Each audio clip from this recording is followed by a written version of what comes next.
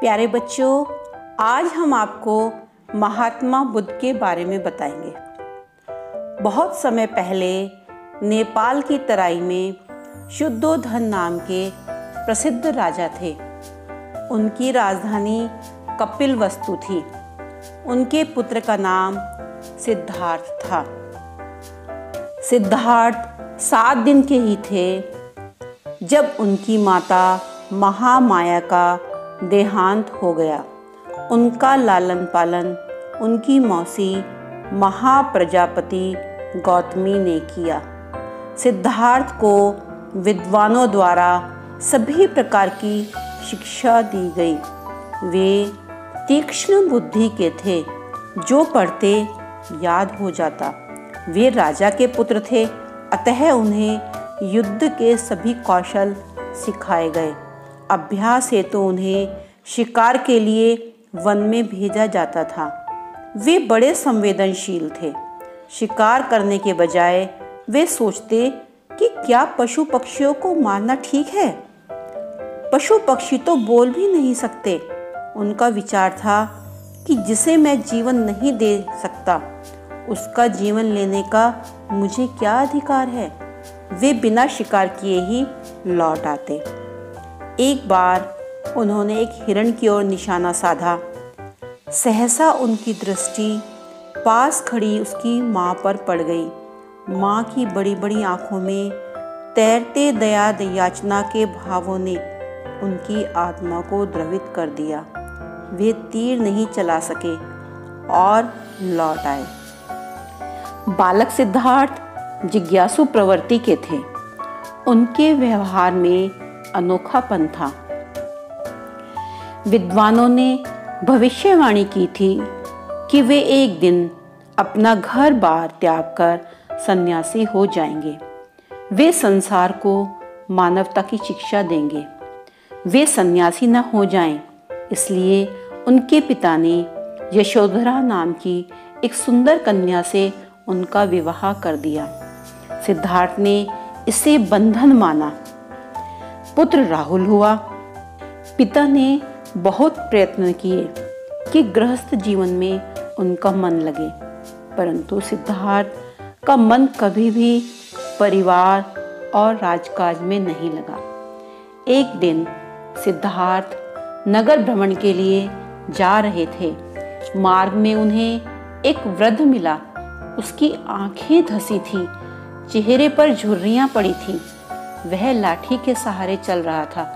मनुष्य की ऐसी दयनीय स्थिति देखकर उन्हें आश्चर्य हुआ। पूछने पर उन्हें सारथी ने बताया कि वृद्ध होने पर सबकी यही दशा होती है। उन्हें बहुत दुख हुआ। एक दिन शिकार पर जाते समय उन्होंने देखा कि 4 लोग एक मृत व्यक्ति को ले जा रहे हैं। फिर उन्हें बताया गया कि वह व्यक्ति मर गया है। सबको एक दिन मरना है। सिद्धार्थ ने ऐसी घटनाएं देखी कि उनका मन न तो घर में लगता, न वन उपवन में। वे सोचते रहते, मनुष्य को इतने कष्ट क्यों भोगने पड़ते हैं? क्या इनसे छुटकारा मिल सकता है? एक दिन जब महल के सब लोग सो रहे थे, सिद्धार्थ उठे। वे अपनी पत्नी और नन्हे मुन्ने पुत्र की ओर गए। वहां उन्होंने कक्ष में रखे दीपक के प्रकाश में नींद में डूबे उन चेहरों को देखा। एक क्षण को मन में कमजोरी आई, परंतु तुरंत ही वे संभल गए। वे कक्ष के बाहर आए। उन्होंने सेवक को साथ लिया और शीघ्र ही वे घोड़े पर सवार होकर महल से दूर निकलकर एक स्थान पर रुके। वहां राजसी वस्त्र उतारकर उन्होंने सेवक को दिए और सादे कपड़े पहन लिए। उन्होंने घोड़ा लेकर सेवक से वापस जाने को कहा। साथ यह भी कहलवा दिया कि अब मैं सत्य की खोज करके ही लौटूंगा। इस समाचार से महल में कोहराम मच गया। ऐश्वर्य का जीवन बिताने वाला राजकुमार अब लोगों के दिए हुए दानों पर जीवन बिताने लगा, क्योंकि अब वह सत्य की खोज में लगा था। सन्यासी की भांति सिद्धार्थ जगह जगह घूमते रहे। कुछ दिन बाद वे बोध गया पहुंचे और ज्ञान प्राप्त करने का संकल्प लेकर एक वट वृक्ष के नीचे बैठ गए। 6 वर्ष की कठिन साधना के बाद उन्हें अनुभव हुआ कि उन्हें ज्ञान प्राप्त हो गया है और जीवन की समस्याओं का हल मिल गया है। अब सिद्धार्थ बुद्ध कहलाने लगे। अब गौतम बुद्ध लोगों को उपदेश देने लगे। वे कहते कि संसार में दुख ही दुख है। दुख का कारण सांसारिक वस्तुओं के लिए इच्छा और कामना है। दुख से छुटकारा पाने के लिए उन्होंने ऐसी 8 बातें बताई जो मनुष्य को सदाचार की प्रेरणा देती हैं। गौतम बुद्ध कहते थे कि जीवन में किसी बात की अति न करें, संतुलित जीवन जियो, अहिंसा का पालन करो, किसी को सताओ नहीं, हत्या न करो, पशुओं की बलि देना ठीक नहीं है। उन्होंने कहा कि भाईचारे का जीवन अपनाओ, प्रेम का व्यवहार करो, पवित्रता से जीवन बिताओ, सत्य का पालन करो, घृणा को घृणा से नहीं बल्कि प्रेम से जीतो। प्रेम से घृणा खत्म हो जाती है। दूसरों के दुख को देखकर प्रसन्न होना अच्छी बात नहीं है। गौतम बुद्ध कहते थे कि दूसरों की भलाई करो, परोपकारी से मित्रता करो, दया, स्नेह और करुणा अपनाओ। स्नेहपूर्ण हृदय सबसे बड़ा धन है। दुर्गुण बुरी चीज है, उसे पनपने न दो, अपने दुर्गुण दूर करो। उन्होंने सागर की तरह गंभीर बनने की सीख दी, अच्छे विचारों को रत्न बताया और मन को जल के समान रखने को कहा। उनकी शिक्षा थी कि धैर्य से काम करना चाहिए, सहनशीलता से मन काबू में रहता है।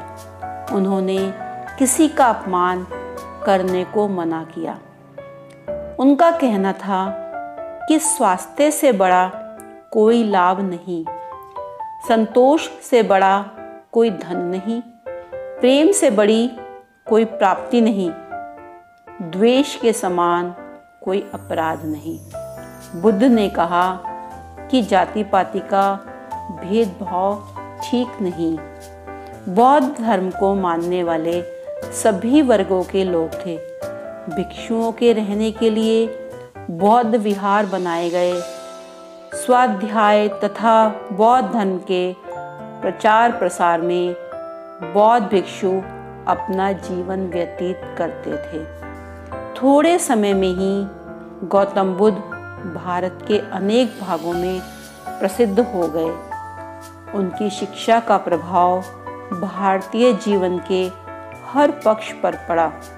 खान पान, रहन सहन, आचार विचार, कथा साहित्य आदि का कोई भी क्षेत्र अछूता न बचा।